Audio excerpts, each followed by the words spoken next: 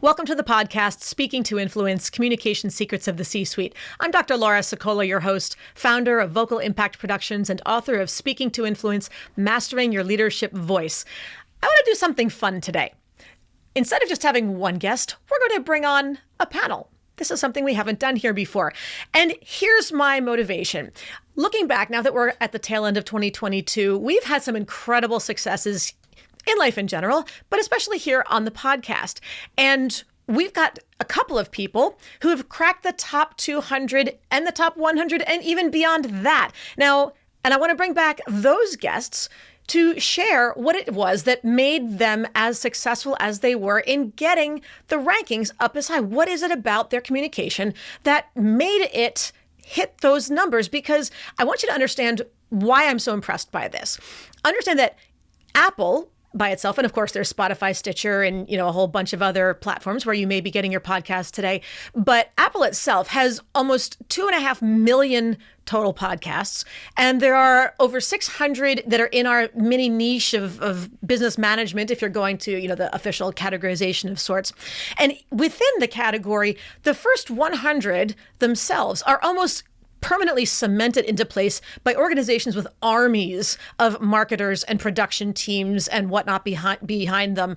So companies like Harvard Business Review has 5 in the top 100, I believe in the top 50. the TED organization, like TED Talks, has 2. McKinsey has another 2. Accenture, LinkedIn, the Wall Street Journal, Chief, HubSpot, Fortune, eBay. I mean, it's almost like, how do you compete with companies who have teams that do nothing but promote these podcasts? And even individuals who are massive brands like Grant Cardone, Patrick Lencioni has 2 of his own, Craig Rochelle, Dave Stachowiak, Adam Grant, and Grant Cardone.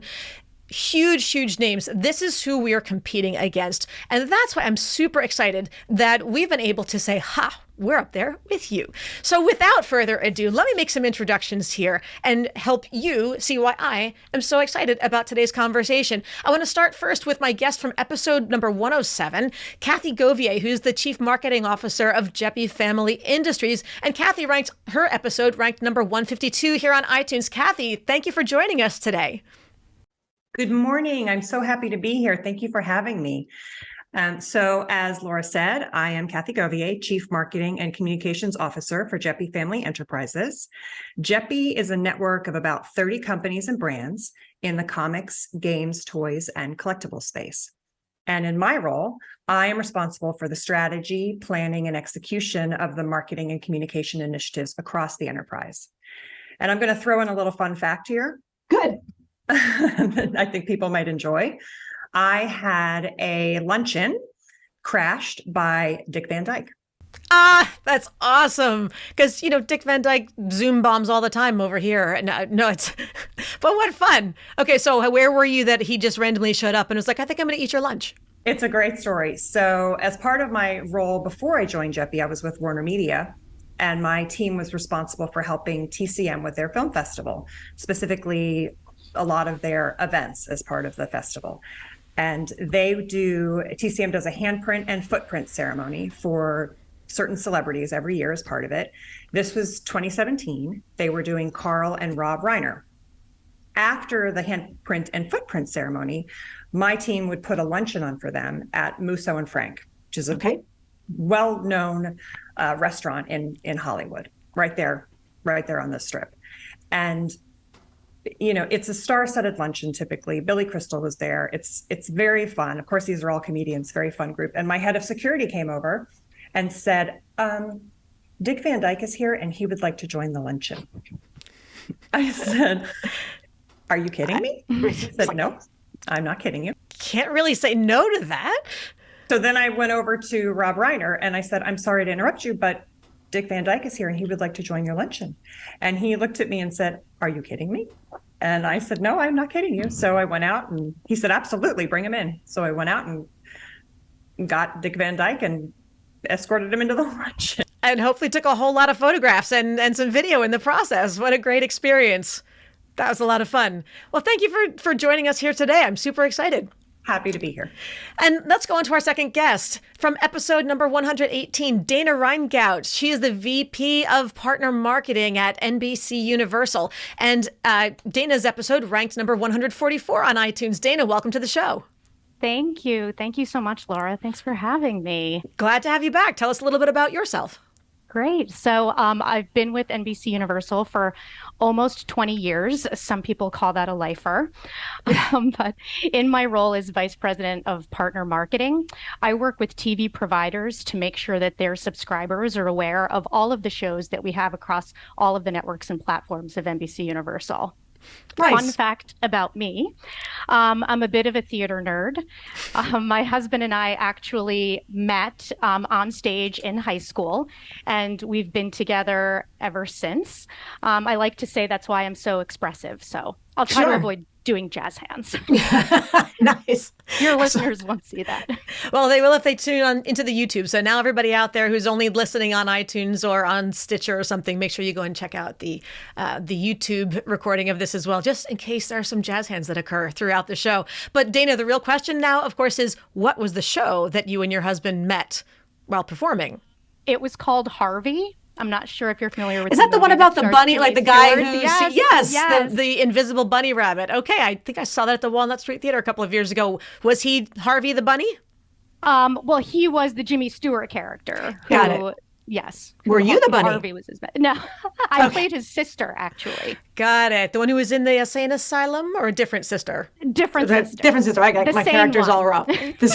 All right. But so now we understand there's some really important context here that may come up again later in the answers. So now you all have a background, so you know what to listen for if you're tuning in today.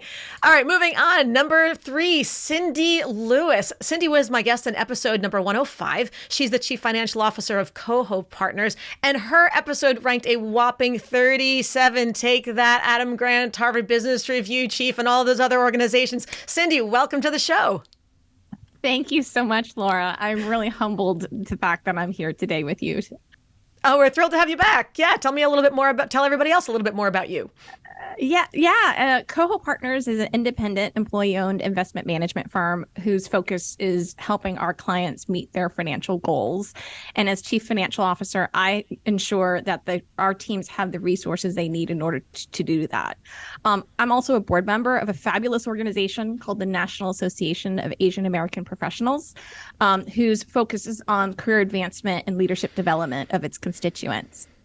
That's beautiful. And if you spend any time with me and get to know me, you will learn that I am a huge fangirl of Mickey Mouse. And I tell everyone that when I grow up and I stop being a CFO, I plan on moving to Florida and becoming a Main Street greeter at Disney World. So if anyone needs any help planning their Disney vacation, please feel free to reach out. Oh, what fun. Okay, Disney greeter in the making in our midst. You heard it here first. Remember, you'll be able to tune in and say, I knew her when, before she gets that big time. All right, ladies, I have a question for you, because I think when we're looking at, a big part of why I started this podcast 3 years ago was the intention of thought leadership, being able to, of course, contribute greater value to the world where possible, but also wanting people to understand who I am and what I do and what I bring. And, thought leadership is really that. It's not just about being good at your job, in your vertical, in your company. It's how are you expanding your reputation? How are you expanding your followership? And people who, when they think to themselves, I need advice from someone who X, or I need input, I need participation from someone who's good at this or knows a lot about that. Who should we get for this panel at a conference, for this speaking engagement, for this, whatever it is, that your name should be the first one to pop up. And I think that's a lot of reason that many people are looking to get more involved in these kinds of events. So, I invited each one of you to come here, and I'm really curious, how many of you had been on a podcast before mine? Not me. Nope. Podcast virgin. Yeah. First time. First timers. Okay, so how did you feel when you got the first invitation? Terrified. Exactly. Yes. Very nervous. Why? Yeah, but I have to say, podcasts in general, my favorite information medium, my favorite entertainment outlet. If I have earbuds in, I'm listening to a podcast, even if I'm on a jog. So for me, it was a bit of a bucket list item. So terrified, yes, but kind of thrilled. Good. Yes. And that's what we want, right? Happy butterflies. That's a good kind of butterflies. We don't want to kill the butterflies. We just kind of want them all to fly in formation. That's the goal. Well, Laura, during our time together that I try to rationalize a lot of things for myself. And so first reaction was snowball's chance in hell that I was going to do this podcast.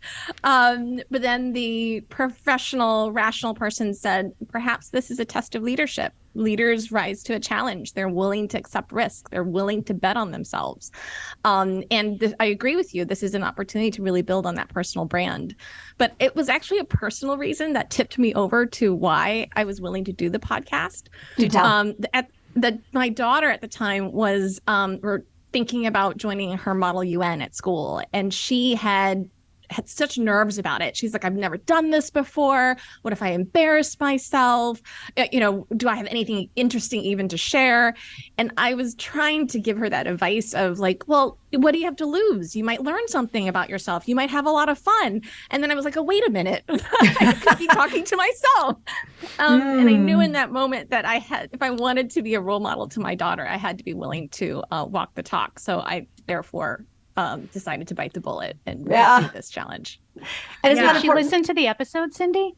Oh, it's funny you said that, Dana. She says yet to listen to the episode. Oh my gosh. But when she does, she's going to be really proud. Yes. She's going to be really proud. Mine was sort of similar, not from the, a daughter going to this great opportunity, but for me, it was a way to challenge myself, because throughout the course of my career, I have really mastered the art of putting forward other executives for panels, for interviews, for quotes, for awards, all those kinds of things. And I was very effective at that. And when this opportunity presented itself for me, it was, my initial reaction was, well, that's not my role. But then I thought, why can't it be my role? Why can't I be the one to be in front of the camera and to try to put into use some of the skills I've been coaching all of these years? So I took it as a personal challenge and thought, same thing, maybe I'll enjoy it. Maybe I'll actually have fun, which turned out to be the case. Thanks to you, Laura. So yeah, that's why I did it for me. I'd love to find out how many of you, like, how many times did you talk yourself out of it before you actually did it? 7, 8. 542. And I yet, will tell you, one of the things I did was I started to tell people. At first, I thought, don't tell anybody and no one will listen. But I started telling people because then I could not back out. external accountability. Isn't that a great system, though? And I'm a big proponent of that. If there's something a goal that I want to set, or I want to have done it, I just don't want to do it, if that makes sense. Like I want the experience to already be there, but I know that leading up to it is going to be hard and I'm going to want to back out. But the more you tell other people, okay, I'm committing to this, everybody by this date, I'm going to have done X, Y, Z, whatever it is, that, then you don't want to back out, because it's about consistency, right? A consistency of your brand, integrity, knowing that your word means something. And look, once you tell people, you can't back out. So great. Tip number 1 to everybody who's hesitating, go make the appointment or set the commitment and tell other people first. So I think we just, I'm curious as to, with that, was there anything else that you wanted to get out of being on the show? Or for that matter, of any other show, was there something that you would have been on? I think I wanted the experience of being able to be or become a storyteller. I think, I mean, as I mentioned, I listen to a lot of podcasts, and I'm always impressed with how people can shape their stories. And, I thank you, Laura, for helping me do that. And it almost became part of my personal brand and my personal story. And I didn't realize before, but the questions that you had asked were so thoughtful and just really helped me dig in to my own thought leadership story. That's great. And go ahead, Cindy. I was going to say, I agree with that, Dana. I think for me, one of the things I gained from this process was how rewarding it was to be able to frame an experience in a very narrative storytelling way. Right.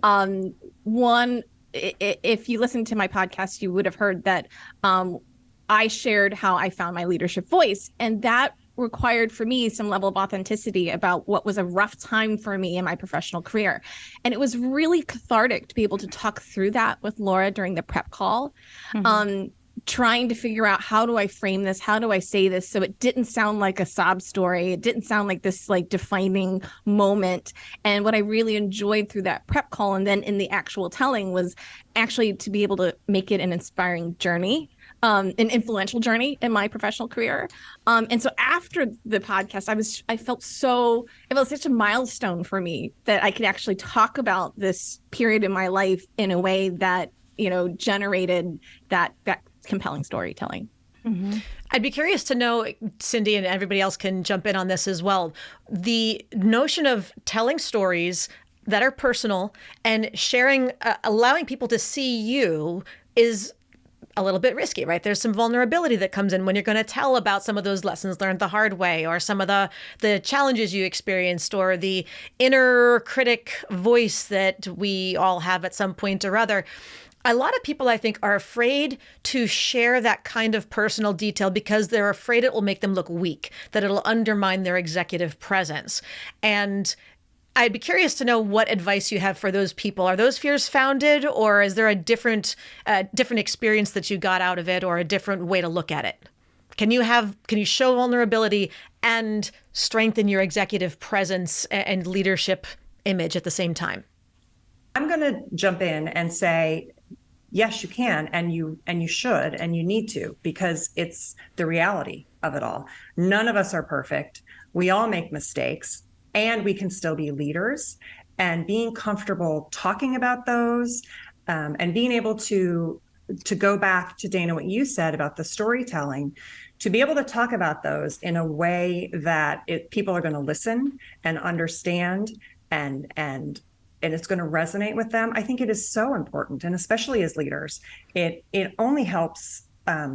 It helps you be a leader that people are going to want to follow if they feel that you're authentic and honest. And so I think that that's really important. I couldn't agree more. I think the hard part is if the emotions are still very raw, right? In terms of that moment, I hate to use the word failure, but if you felt like you had this professional failure, the emotions can still be so raw. And so the opportunity, I think, when I talked about it being cathartic to go through it with Laura, was because I was able to talk about it, get those emotions out. And then, like I said, you have this gift, Laura, of helping frame things and make it sound logical and tell that narrative and remove the emotions in the retelling, not completely remove the emotions, but you know what I mean? Like, not the raw emotions, but the other kinds of emotions that inspire. I think that's why I felt like it was such a milestone for me, is because I was able to do that retelling and wasn't still so raw and emotional for me. That's an important growth point, isn't it? To be able to distinguish those, where you can share what the emotions were. You can still feel them, but not let them own you, not let them overwhelm you, but let them create that, come through just enough that it's truly authentic. And I think when people are able to feel like, no, you're sharing your truth with me, that's very relatable. And that actually makes you more trustworthy. At least that's how it sounds to me when you're able to tell those stories. Anybody else want to weigh in on this? Yeah, I felt like in my episode, I did talk a lot about the weaving of my professional and personal life. And that's actually what I received the most comments about from people who listened. You talked a lot about your personal life and how that affected your professional work. And, I think that's what made it relatable. And it made me really be able to have conversations afterwards about how to show up the best parts of your superpower that you have at home, and how to bring that into the workplace. And, I think that definitely made it relatable for a lot of people. I love that aspect of your podcast, Dana, when you talked about your family, how they influence you professionally, and vice versa. I definitely had taken that away and tried to figure out what was my family's love language, in terms of how I can better communicate with them, and also bringing that within the workspace. I thought that was a nice a nice reflection of how you are a whole person, both professionally and personally. Thank you, Cindy. It actually reminds me of your episode as well. And we had talked about this, the part where you talked about the advice that you received about, the best way to show up in your role as CFO was to be like others. Dana, one point that you brought up was Cindy's reference to the advice that she had received as far as showing up to a new job, act like someone else, being like somebody else. I want to distill, maybe Cindy, if you can reshare that point, because I don't want people to misinterpret that and feel like you're trying to be someone else instead of being yourself. Cindy, can you explain what was that advice and how is that relevant to helping you show up and be the best you while somehow channeling or otherwise thinking about how others show up? What does that mean? Yeah, so it was the bridge version was that I had just ascended to the CFO role and I was trying to be a leader, an executive in the room.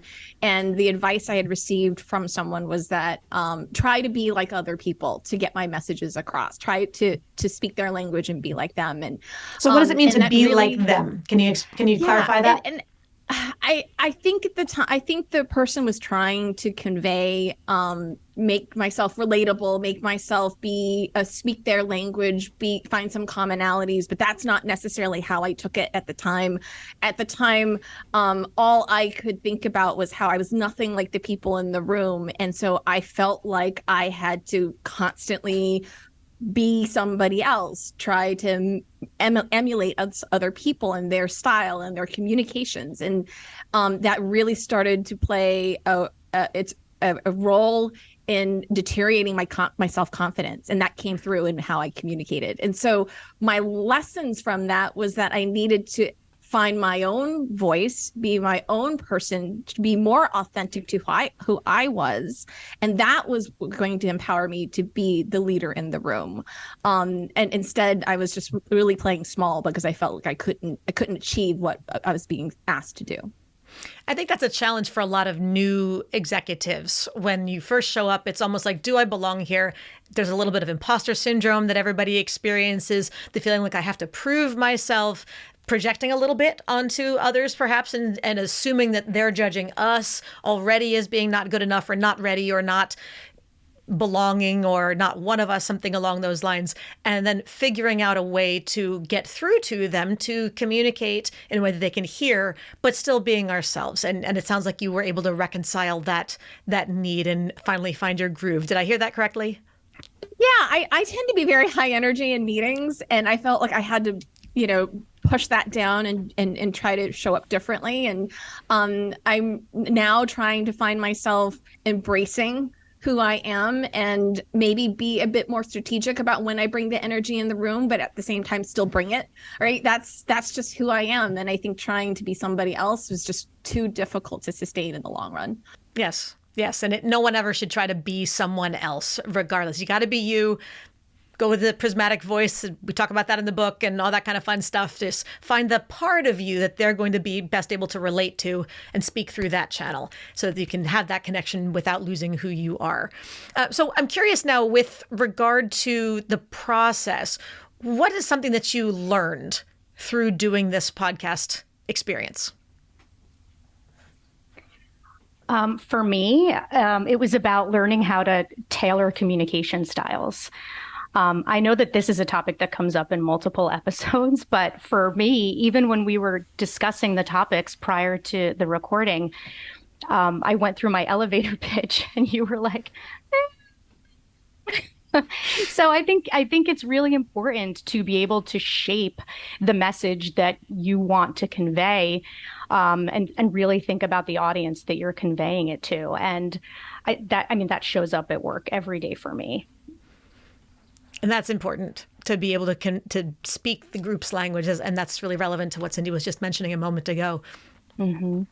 Yeah. And I think for me, I learned a couple of things. Number one, I learned that although I do best when I feel very well prepped, I can also do okay thinking on my feet. And that's an important kind of milestone for me. And I see Cindy smiling because, I know she and I are both kind of spreadsheet queens. And so, we like that feeling of being well prepared. But then also going back to the storytelling, learning how to tell a story in a compelling way. And one of the things that you pointed out to us, Laura, was when you're talking about a specific example that relates to you personally, make sure you're talking about it in terms of I versus you, the generic you.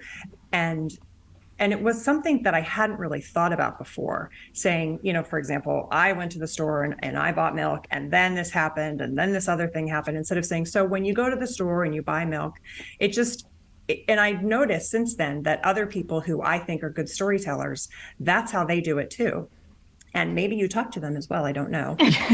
Yes, your entire grocery store. I planted Laura gets around everywhere. But it was a little aha moment for me. And it's definitely something that I have carried through. And when I am presenting to groups, for example, we had a retailer summit a few weeks ago, and I had to present to the customer base in the morning. And if I'm telling a story, I'm really thinking about how am I telling that story and trying to make it personally relatable so that people are interested. And that was a big takeaway for me. That's one that I think a lot of people struggle with. As leaders, most people have been conditioned to talk less about yourself and more about your team, make it about the others, make it the we, make it whatever. But when you're sharing a story, and when it's almost like if you've got teenagers, or if you've had teenagers, if you've been a teenager, then there's that, it's almost like if you try to give them advice and say, if you're going to do this, you really should think about this. And they go, yeah, wah, don't tell me what to do. Whereas if you're giving the information through sharing your own experience and saying, look, honey, this is when I had this problem, here's what I found was the biggest challenge. And I was really worried about these things, and I was trying to figure this out. And here's where I made a mistake. And here's what I realized I needed to do. And when I did this, things went better.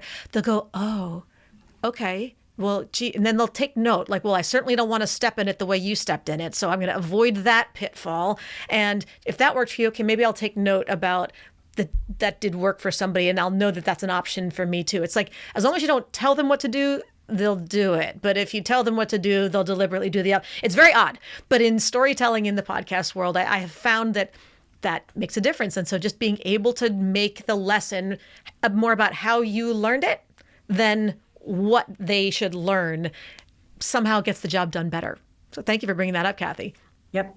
I'm going to say every time I speak to you, Laura, I'm learning something new. And now I have to try to communicate with my daughter differently this evening. It is funny.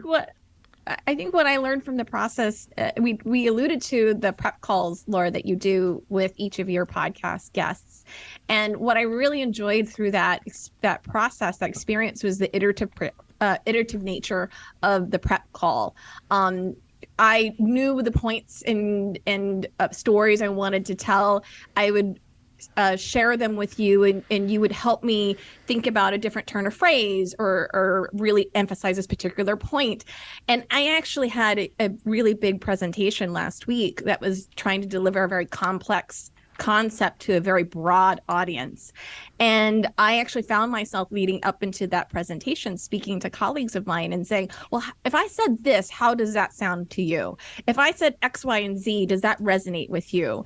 I'm trying to say A, B, and C. Can you help me think about how to say that? And so I think 100% of the time that I ask for someone's opinions, it gets to a better, more concise delivery. And even if they give me, even if those colleagues aren't giving me the words to say, because many times they won't, it's actually in the verbalizing it that I can hear myself say it, that I know I have to make some tweaks or adjustments because it's not coming out just right. So I've taken that away as the iterative process of it. That's fantastic. And so as a little metacognitive out-of-body experience learning point, everybody out there who's listening, go back and think about how you just experienced Cindy telling that point when she goes back and shares these ideas with her colleagues or asks for input on this, the results that she gets, how it makes her feel better. How many of you just made a mental note and said, gee, I think I'll do that. I haven't tried that with my colleagues yet. I've got a presentation coming up. I think I'll try this instead. Why? Because she just shared what worked for you. She didn't tell anybody what to do. She just shared what worked for her and where she has found value. And you just made a little mental note. So this is where the power of storytelling comes in. You just did that perfectly. Thank you for demonstrating that. Now, what about, I'm curious, Cindy just brought up a good topic, which is what you took from the experience and applied to your job or elsewhere in life, even with your daughter coming up. And I'm curious as to, for everybody, what is something else that you've taken from the experience of being on the podcast, and how has it helped you be a better leader? I think one of the biggest takeaway for me is just more confidence in being the one who's talking and relaying information and telling a story.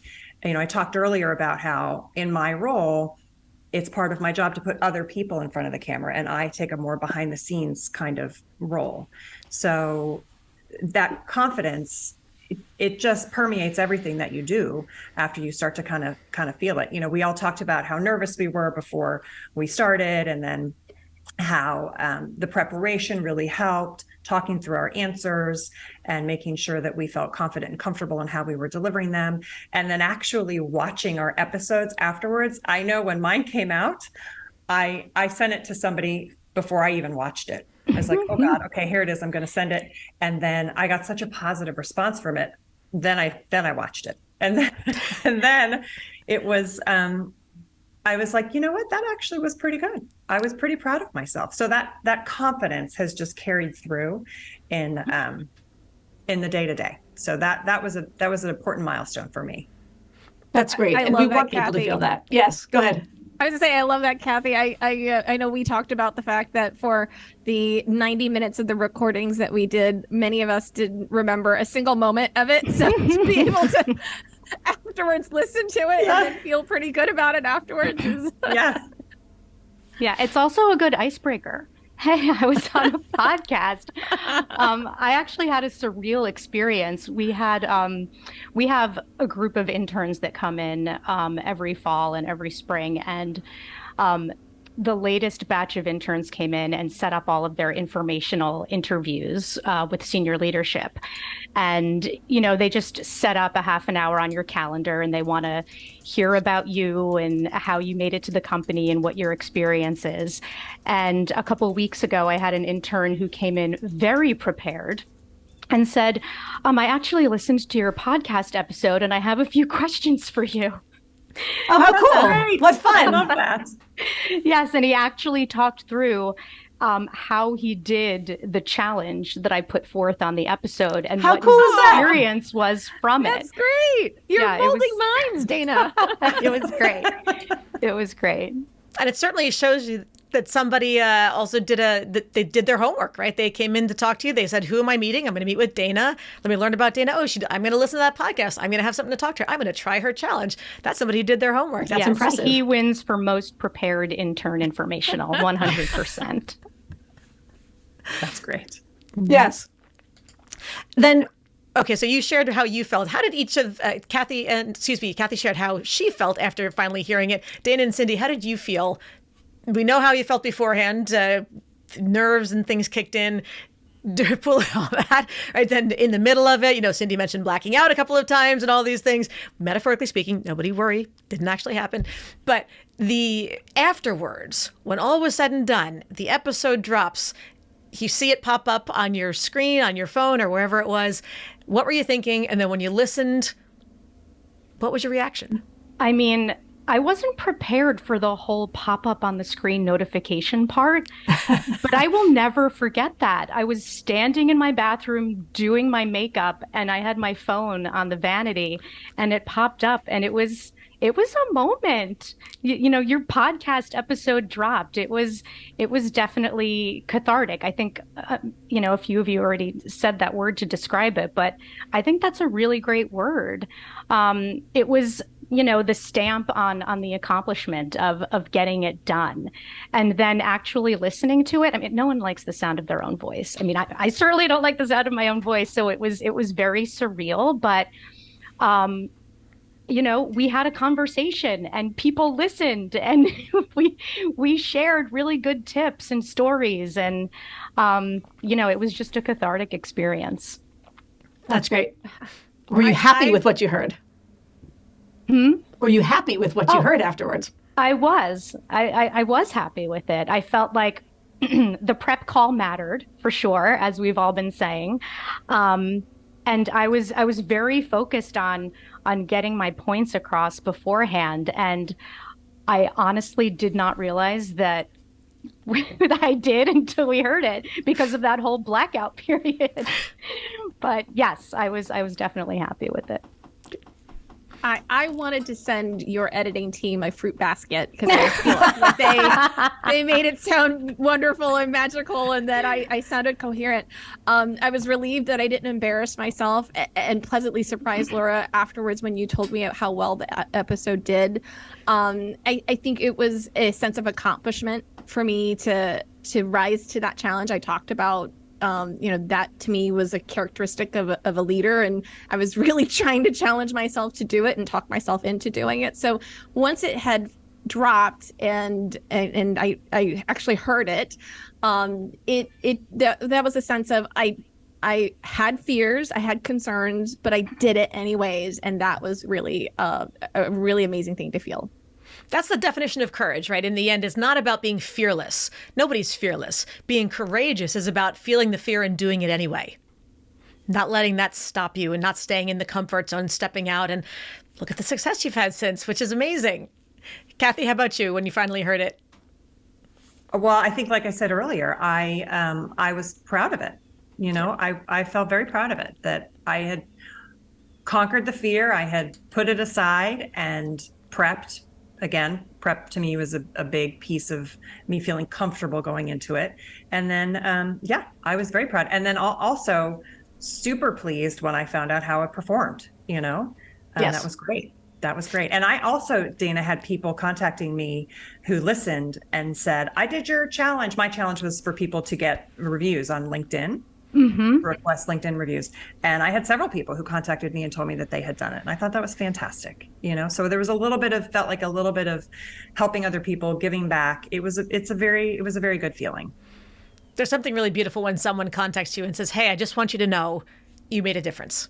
Yes. That's, and then they can tell you exactly what the difference was. I listened to you, I followed this advice, I did this challenge, whatever, but here's the impact that you've made on me forever. That's the beautiful part of it, because that's really why we're doing it, right? We all want to pay it forward or pay it back, or however you want to, whichever direction you want to pay something, but the notion of contribution to the wider community, and that tells you the thought leadership is expanding, and that's what we're aiming for. Now, my final question to each of you is, what's one piece of advice you'd like to pass on to anybody out there who might think that they'd like to be on a podcast but are a little too afraid, nervous, shy, hesitant, guarded, call it what you will, to actually do it? I'll jump in, and I'll say, if after listening to us, you don't know that you can't get over your fear and just do it, then listen to this again, because that would be my advice, is to just do it. Find the right podcast for the message that you want to deliver or the topic that you want to discuss, that has the right host who's going to give you the prep work, that's going to guide you through the process. Laura, again, for first-time people on a show, you really, really made us comfortable, and that is a tribute to you and your experience in this medium. So find the right podcast, find the right host, do the prep work, and then have fun, and just do it. And just do it. You're going to be great. Yeah, I love that last part about having fun. Yes. Yeah, exactly. Yeah, I would also add, if you have any fears about doing it because of what you think you don't have to share, just trust that you have a unique perspective that others will relate to. You have a story to share, and people will certainly appreciate hearing it. And do the prep call. Do the prep.